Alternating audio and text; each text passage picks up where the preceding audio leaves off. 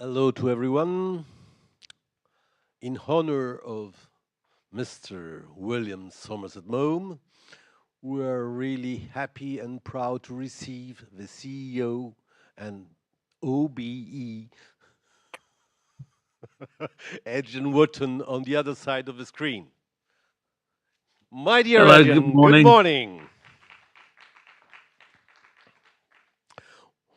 Well, we're really sorry that you are not here on my right side, but we know the reason why, You too. and we are really, really happy to save the tradition of annual talk about prominent personalities in the world of cinema, mystery, literature, and real life.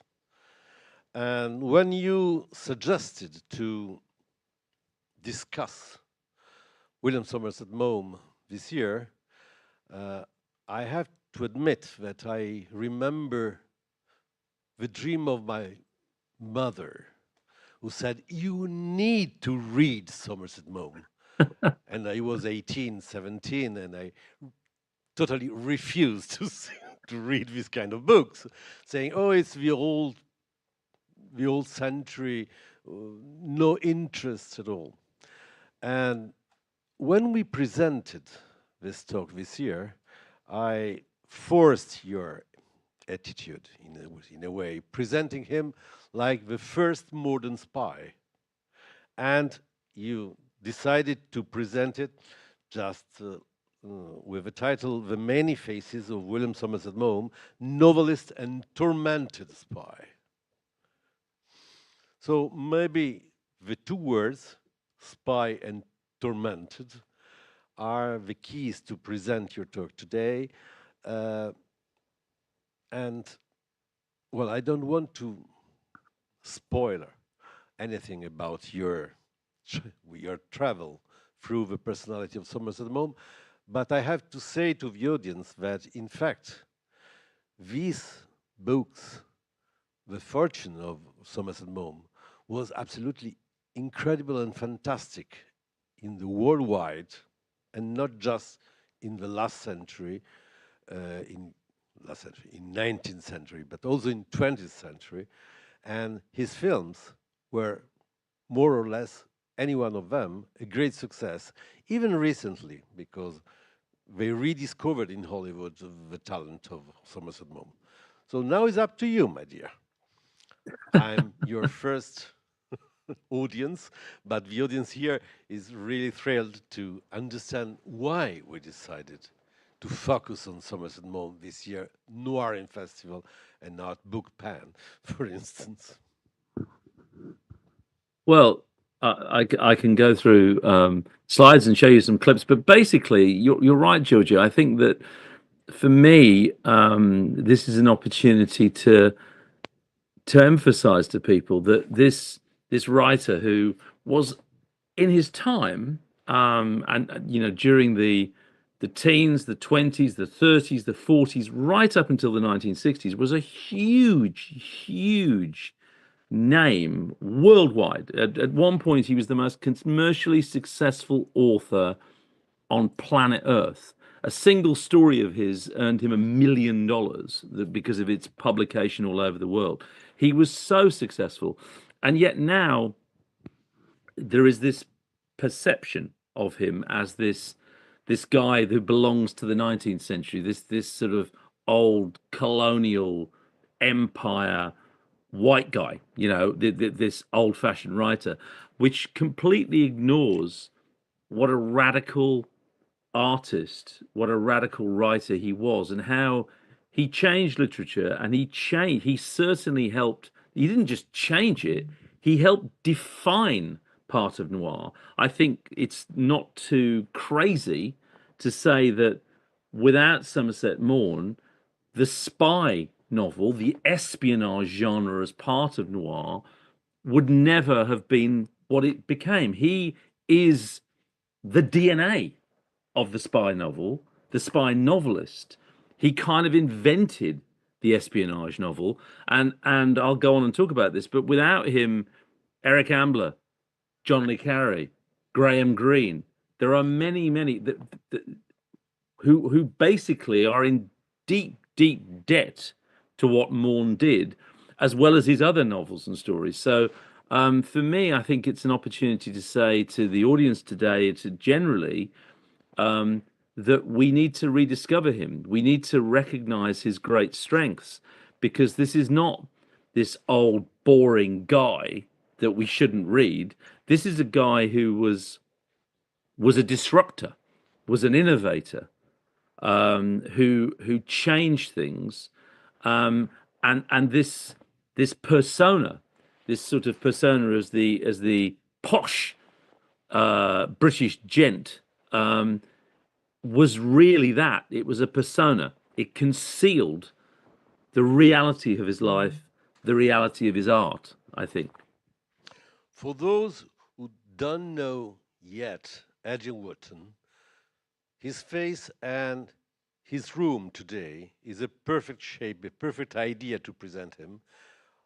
On my left, his right, you can see maybe an Humphrey Bogart, maybe a Raymond Chandler, maybe a Philip Marlowe personage.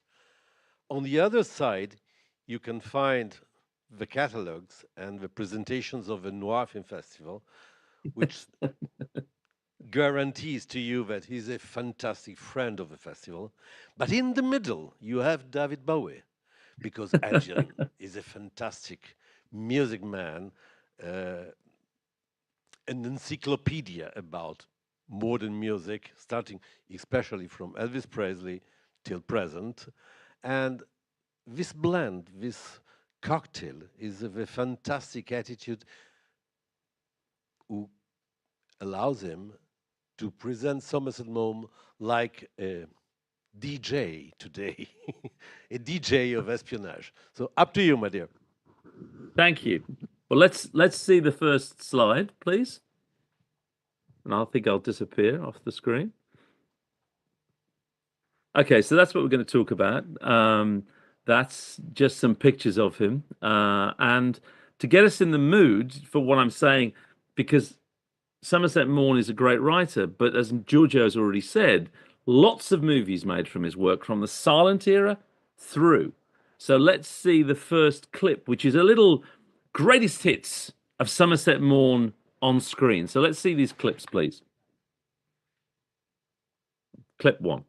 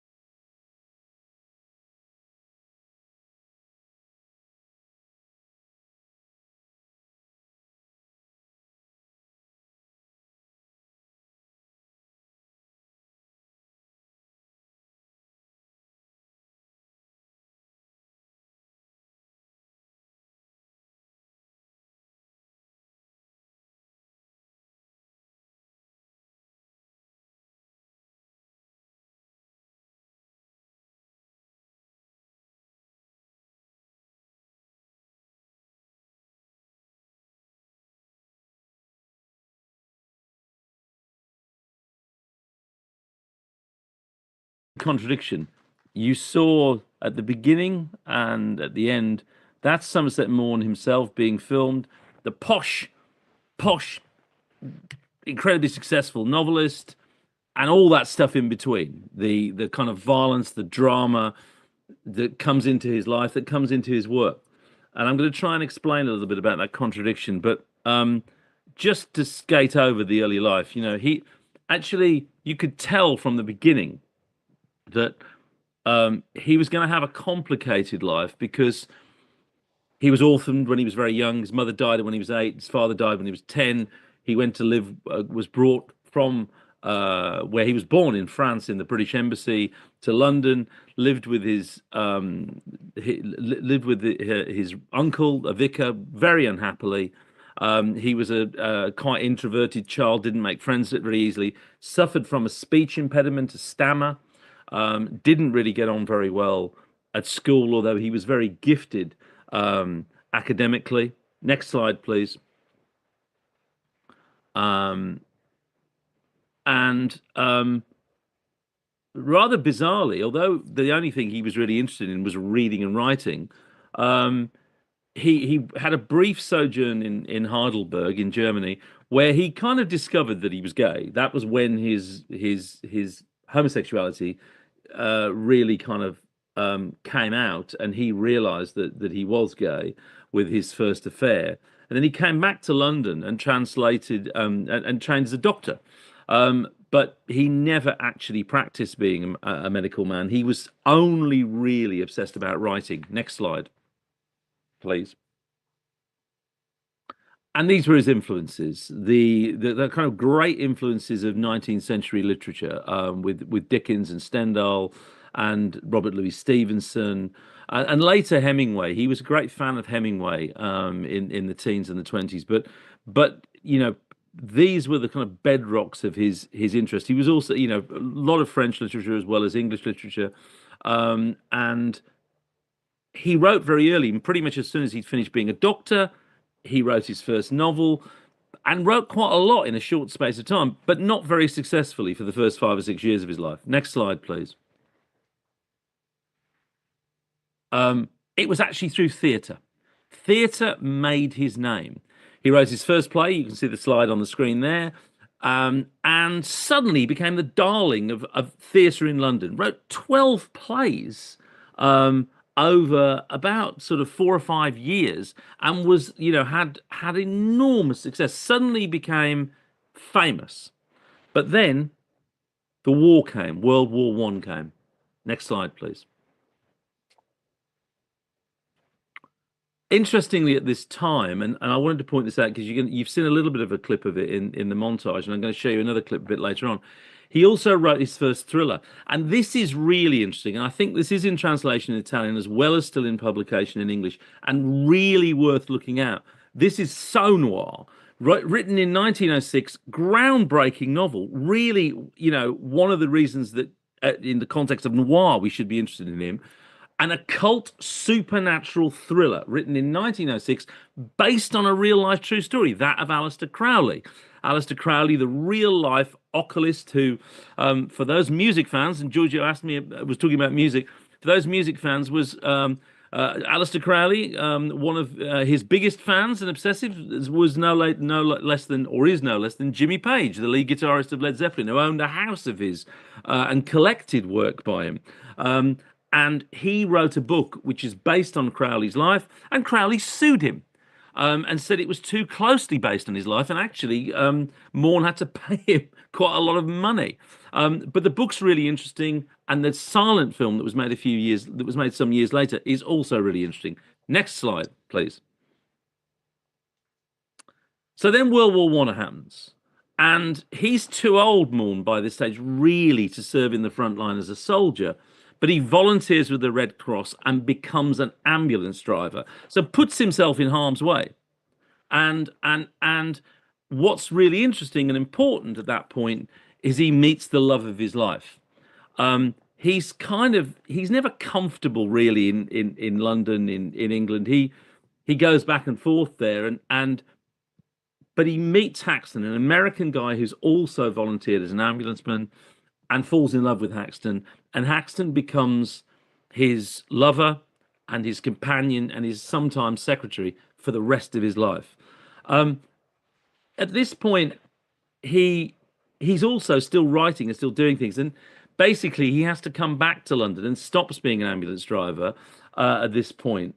To kind of put together this double life, this double sort of respectable life, while he's actually in a gay relationship with a gay lover.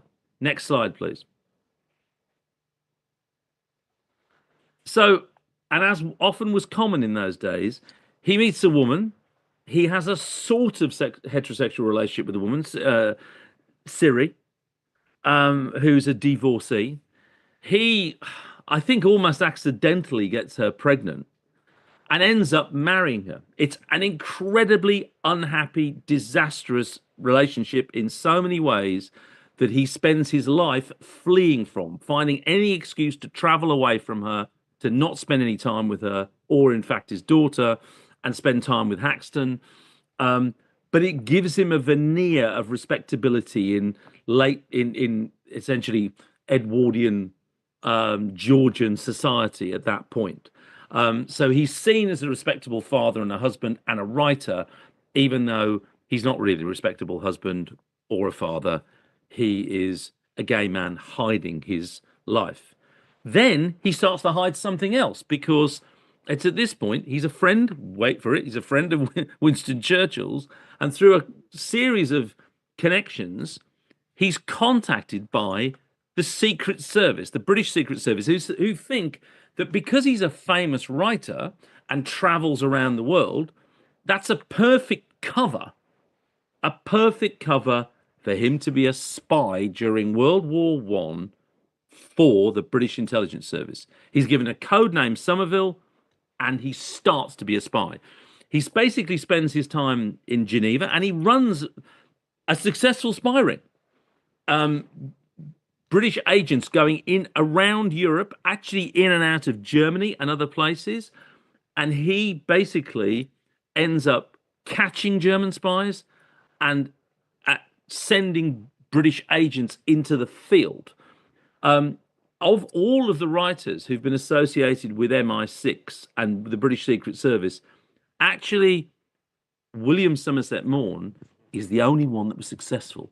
He was actually good at this stuff. He was a good, very clever spy, and this, of course, gave him material for his writing, and it started to inspire other stories. And he was sort of writing two types of fiction at this time. He was started to write these accounts, in a sense, fictionalized accounts of his life as a spy, while he was also writing stuff as he traveled the world, using his travels supposedly to get inspiration for his writing as a cover for his spying. Next slide, please.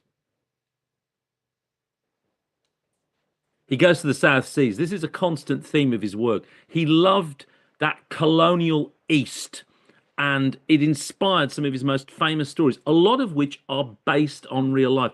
One of the things about Maugham, and it upset lots of people. It upset lots and lots of people. He got sued for it. People hated him for it. He took and he mentioned it in the montage. He took real characters. He took real people that he met on his travels. He heard stories about their lives, sometimes outrageous stories about their lives, and he fictionalized them and turned them into literary gold. This collection that's mentioned here, Trembling of a Leaf, Little Stories of South Sea Islands, one of his most successful, with his most successful story of all time, Rain, which I'll come back to, which earned him, as I said, about $1 million all in all, because of the amount of times it was republished and used in different forms. Next slide, please. A part of his travels, this is an extraordinary story, is that they sent him to Russia. They sent Somerset Maugham to Russia to spy in Russia and to try and do a deal with the opposition to the communists. So opposition to Lenin and Trotsky and Stalin, etc., and to do a deal with Kerensky. And he nearly did it. But the regime collapsed. The communists took over in the middle of 1917. And actually, Maugham only escaped with his life. He had to, in the end, he had to escape Russia, and he was actually rescued and brought home in a British ship, a British destroyer, because he was seen to be so valuable, and the intelligence that he gained about the state of Russia was seen to be so valuable that they had to get him out alive. So they sent a warship to pick him up. Um, the problem was that when he actually came back from Russia, he'd done so much and exerted himself so much that he'd actually got tuberculosis.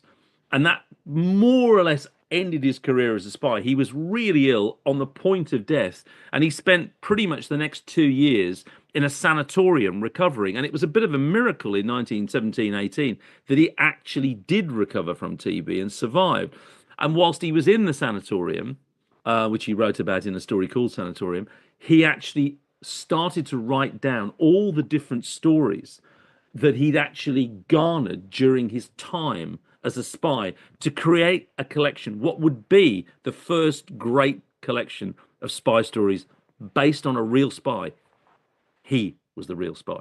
Next slide, please. In the post-war era, he was red hot. I mean, he was the rock star. Somerset Maugham was the rock star of writers. His plays were all over the stage. His books were everywhere. He'd written one of his most famous novels of human bondage. He'd written these South Sea novels, and silent cinema arrived, and they loved his work because his work wasn't boring, conventional, romances or comedies. His stories were violent melodramas about the surface beneath the posh people in society, beneath the colonials. It was about adulterers and prostitutes and people who pretended to be something other than they were. And all his stories rip the veneer off kind of modern society. And they were hugely popular and hugely popular in the cinema as a result of that. And you have all of these films that are made in the silent era. Sadly, most of them are lost, except one, The Magician. Next slide, please. This was a great film of a great movie, and you've seen a tiny bit of it. I'm now going to show you another bit of it. It is available. Actually, it's available quite easily on YouTube. There's a fantastic restoration of it. So if you like this tiny bit I'm going to show you now, watch it, because this is a genuinely great silent movie, restored, as it says on there, in 2011, which is a kind of early horror supernatural thriller based on his fantastic novel. Let's see the next clip, please.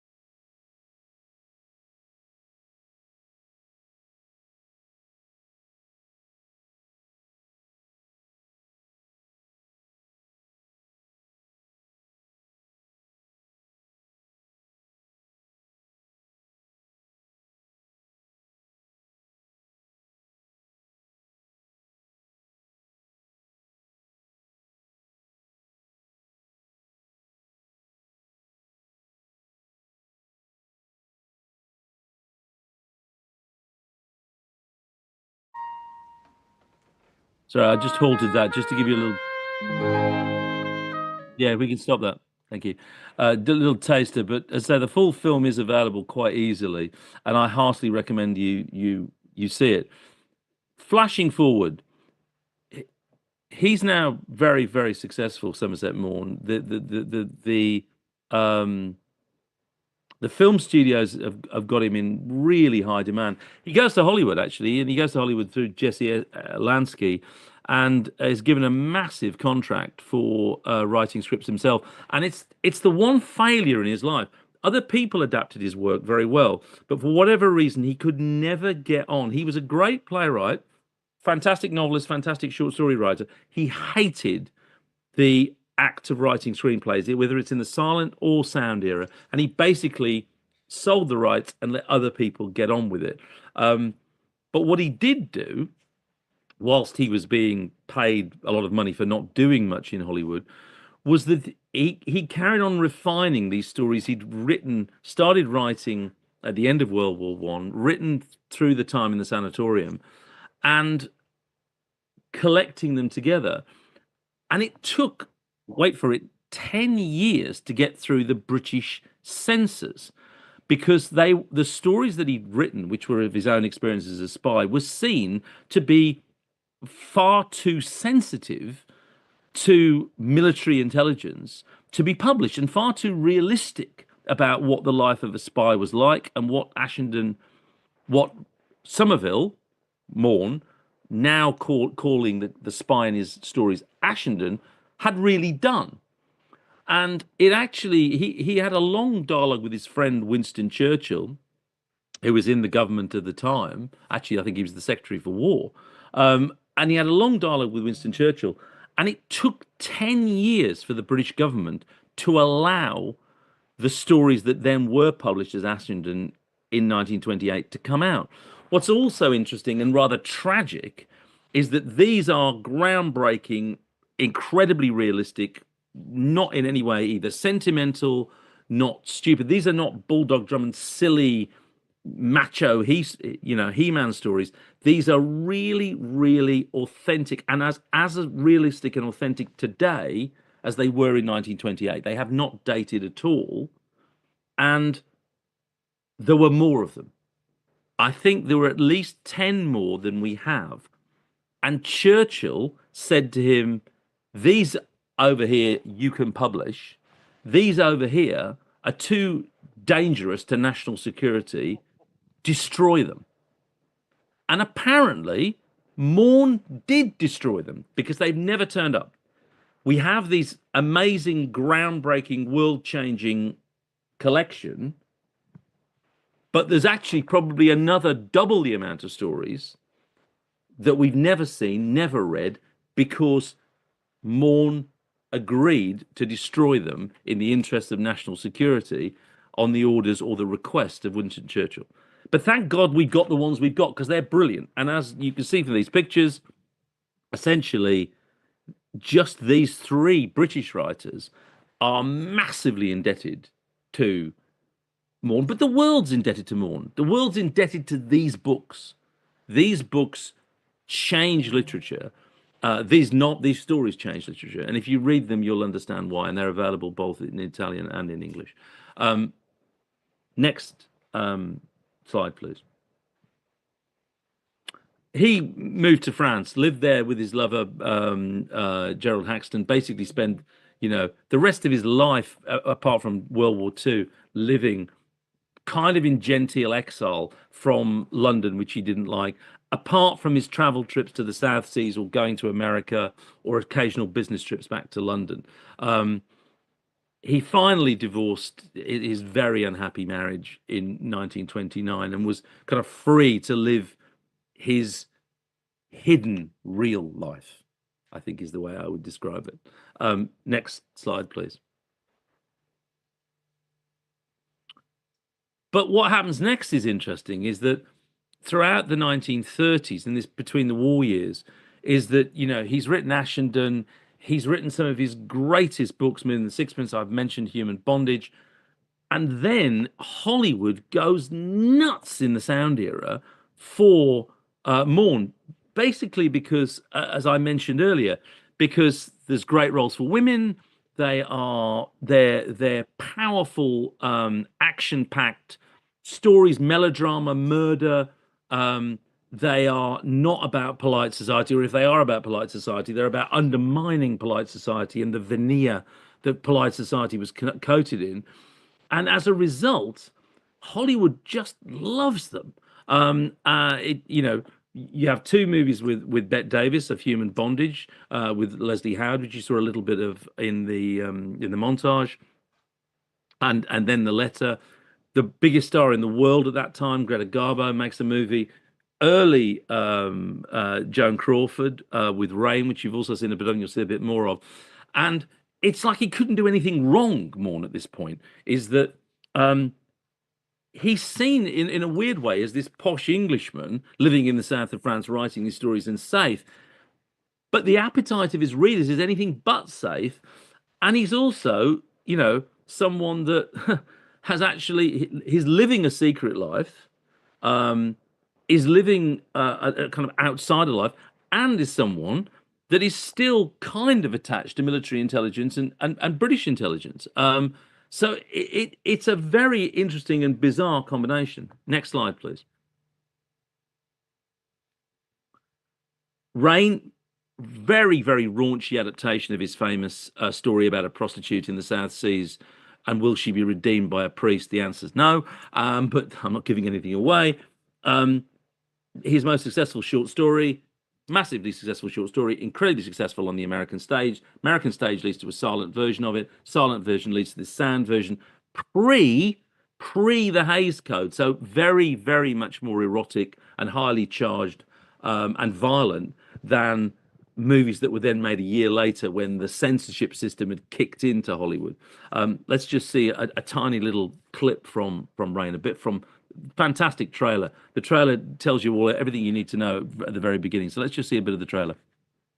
Bit of next clip, please.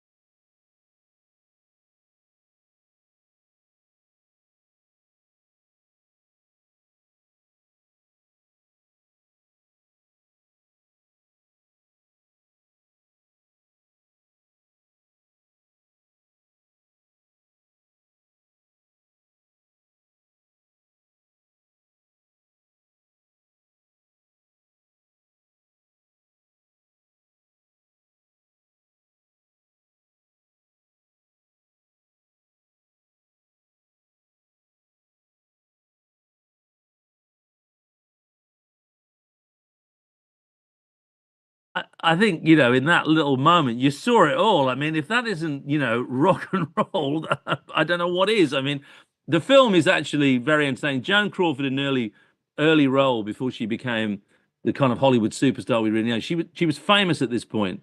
Um, but then, you have that, and then a year, just 18 months later, you have this. Greta Garbo, as I said, the height of her fame in the 1930s, makes this lavish, exotic, romantic, kind of tragic melodrama about an adulterous wife in the tropics.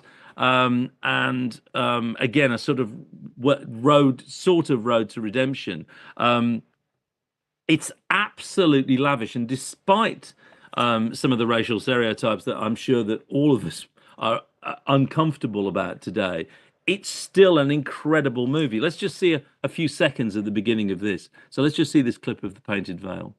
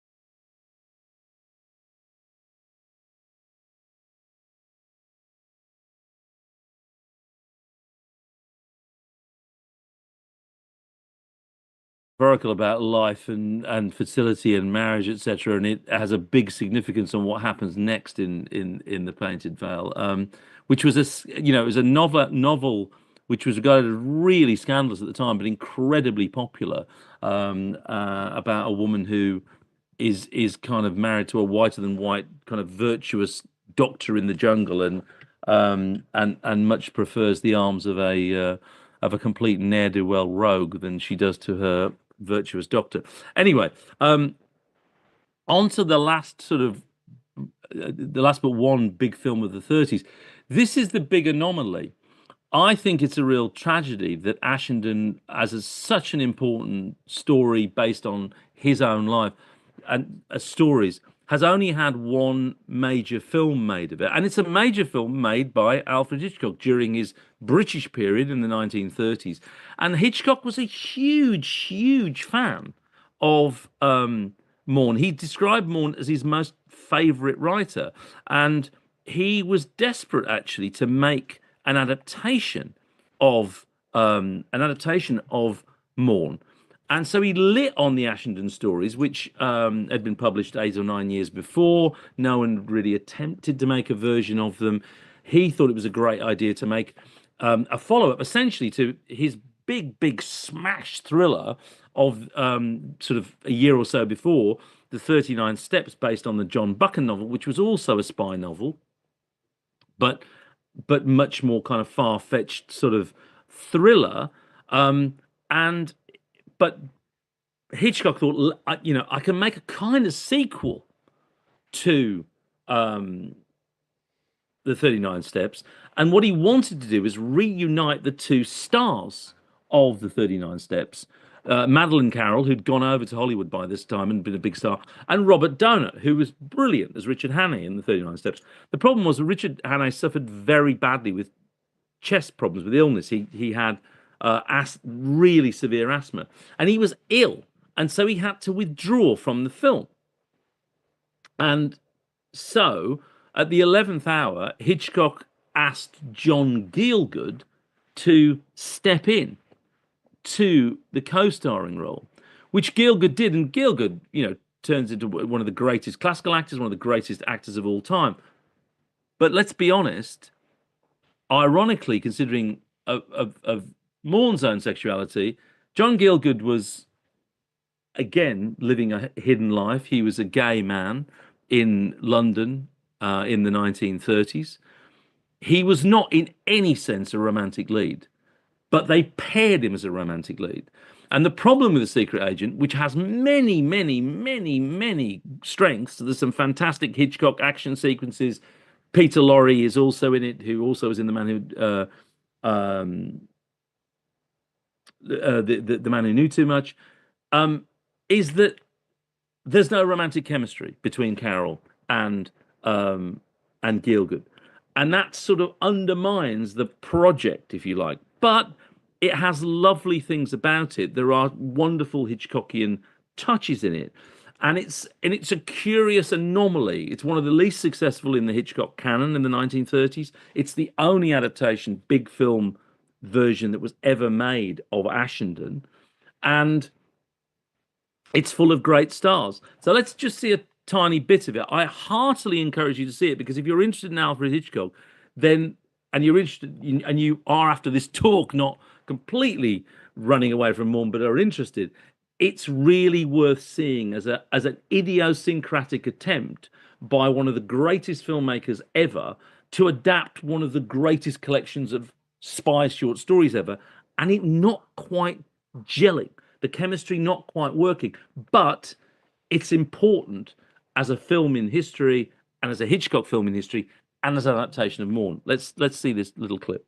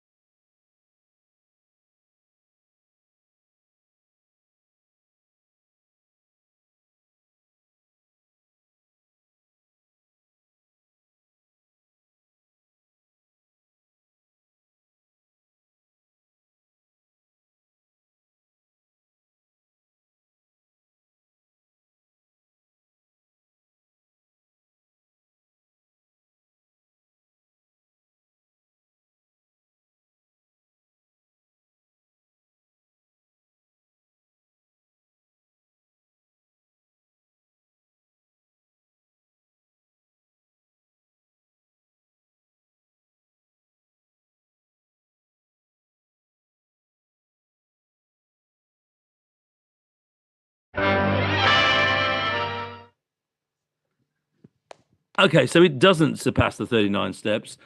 But if that doesn't whet your appetite, nothing will. It is lots of fun. It is definitely worth watching. There are some fantastic moments. The scenes on the train, the scenes the scenes in the Alps are terrific. That was then followed, ironically, by a movie that isn't based on Ashenden, that isn't supposed to be a noir film. But I would argue, and I hope Giorgio might agree with me, I think The Letter, which is undoubtedly one of the great movies that Bette Davis in her absolute prime as the most popular female star that Warner's had in the late 1930s, 1940s, multiple Oscar winner, max box office gold. This is one of her box office gold movies.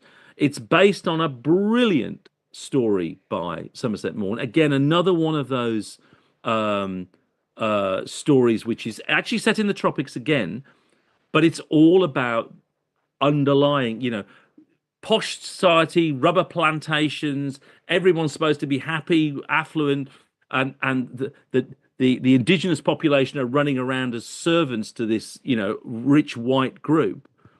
And underneath the surface is adultery, murder, lies, and deceit. This is a South Sea noir movie. It's a noir melodrama. It's directed by one of the great directors of Hollywood, won more Oscars than anyone else apart from John Ford, William Wyler, who his credits are incredible. Its production design, its costume design, its performances are out of this world, and it is a noir movie. The other interesting and fascinating thing about it, it's based on a true story.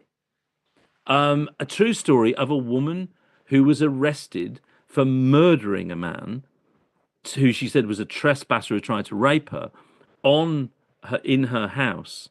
And there was a trial which made headlines all over the world. The woman was convicted, then she was given a pardon. She disappears um, in history. Nobody quite knows what happens to her. Morn was fascinated when he was told this story and turned it into the brilliant short story, The Letter. The Letter then became a stage play, it became a silent film, and then it became this. And this is, I think, an absolute masterpiece. And one of the other great reasons to read Morn, because the short story is fantastic, but a great reason to discover Somerset Maugham, the film adaptations of. Let's just see a bit of you saw a bit at the very beginning of the montage with Bette Davis shooting somebody. Let's just see this little bit of the trailer from The Letter. And you're totally right. But please note Yeah. the year of the film, 1940, Yeah. from Just a on the real cusp, isn't story, it? a fantastic film noir, before film noir, in a way. Before it was, yeah, exactly, Georgia. I knew you'd agree. Let's just see a little bit of this.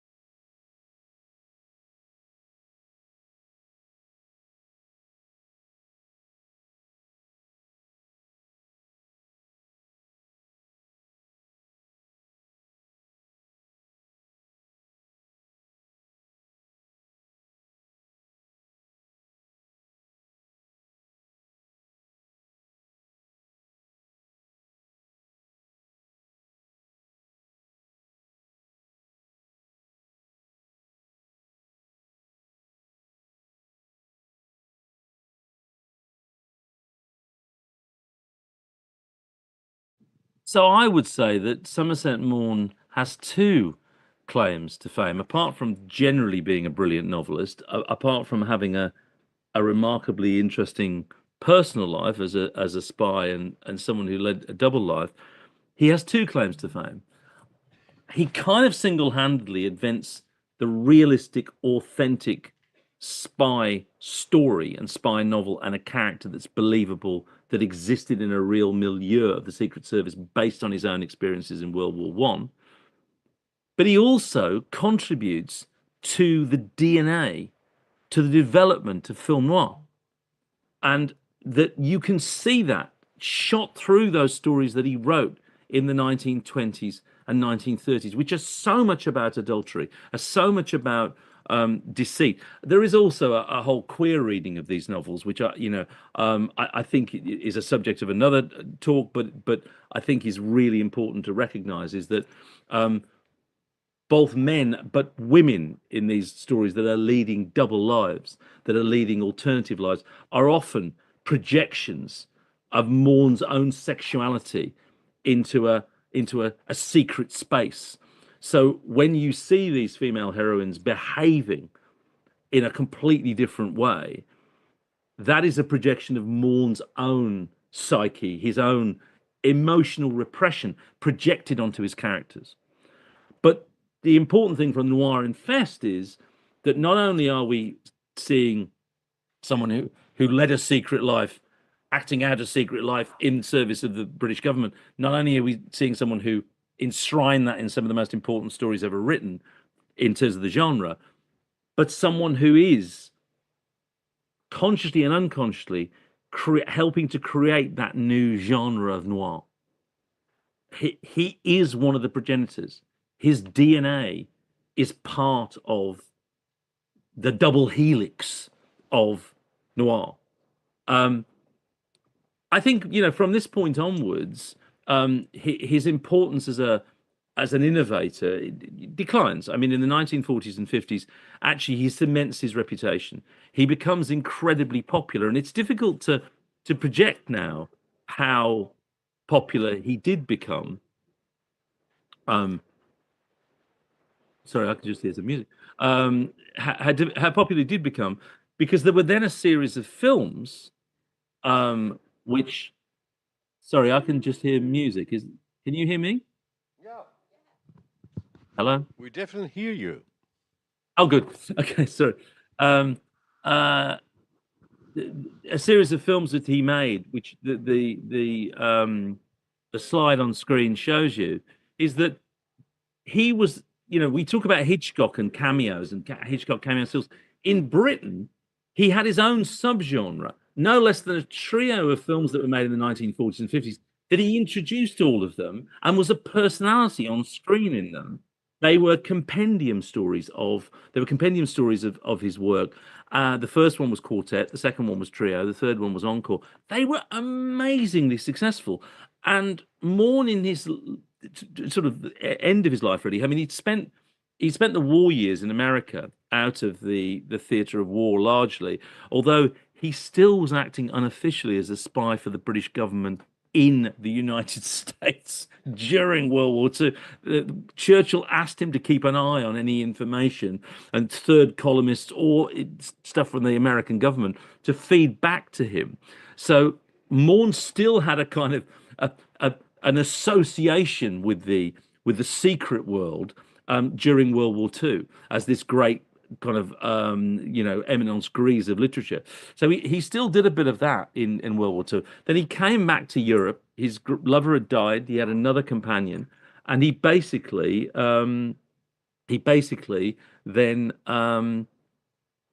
made these films and settled into a kind of comfortable retirement, I think.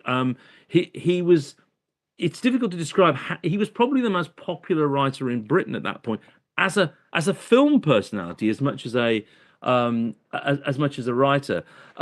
He basically, next slide please. He basically was now getting very elderly. He had his last companion. and he kind of retired from writing in the end of the 50s, early 60s. And he passed away at the grand old age of 91, suffering from dementia, um, and left this sort of extraordinary legacy.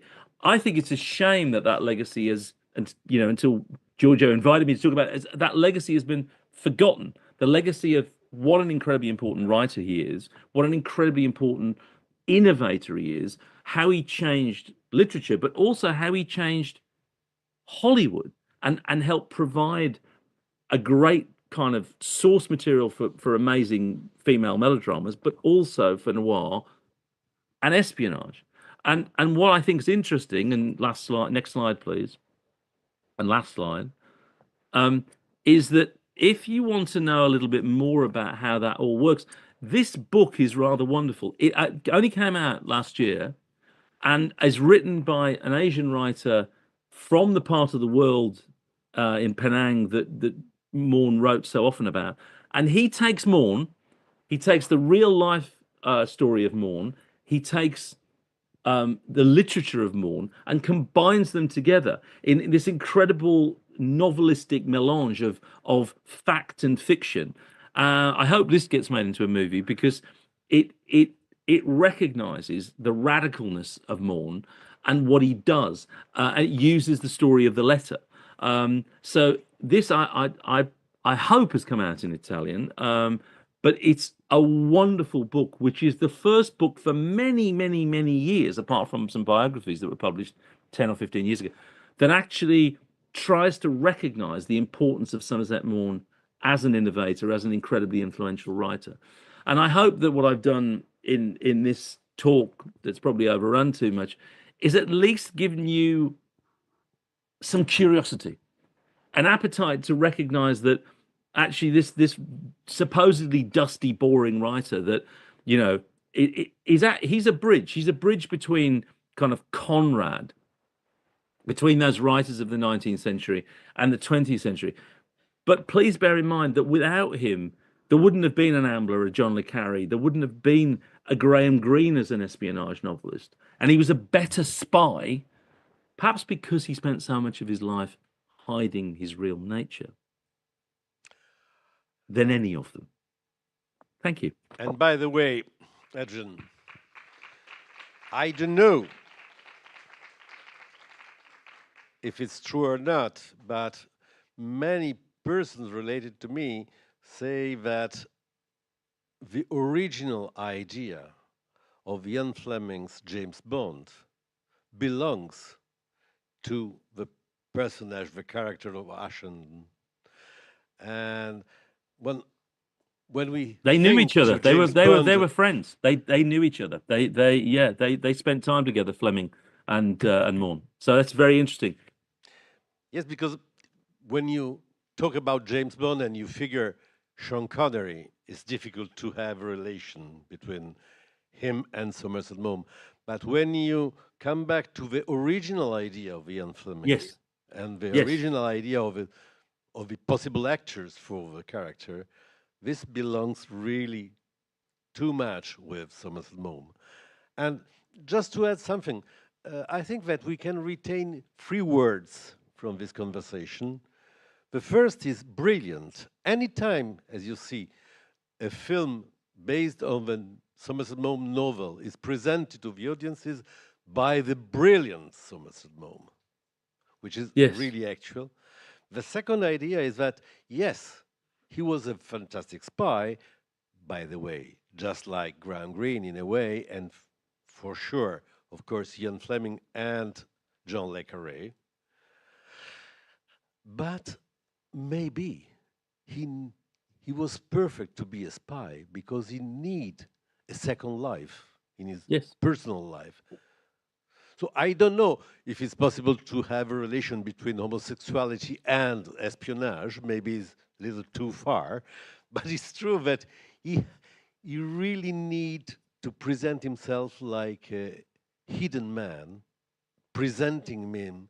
And the third word is tormented, because he was a romantic character in a way. And this is maybe the reason why he was so good to invent a possible noir story and noir film before the noir. When you see the latter, my personal reaction was, this is the lady from Shanghai too. Yes, yes. Bette Davis, Yeah, fantastic dark lady. yes, And yes, because he was a romantic guy, very passionate in his love stories. Just, in fact, just two love stories in his life, two different persons, yes, very, very romantic. And so maybe this is the reason why we can consider him a key reference for the film noir too. Yes, thank you so yes. much, Adrian. My pleasure. Thank you. See you next year in person. I hope so. Good luck with the rest of the festival. Thank you. And thank you to the audience.